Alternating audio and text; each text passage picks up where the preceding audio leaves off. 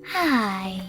In front of me is Motorola Moto E6i, and today I would like to show you how you can add audio or video files to text message.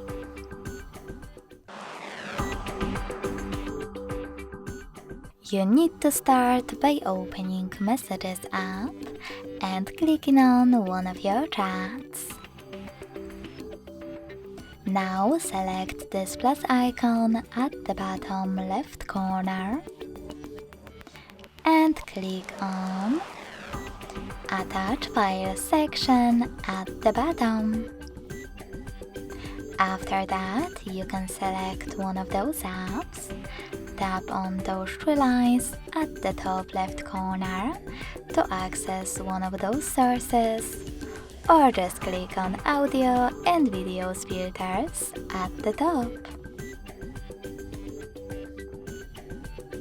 Something broke, so I will try again.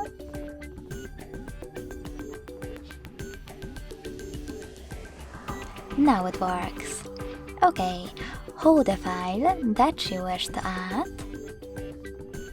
And last but not least, hit select at the top right corner.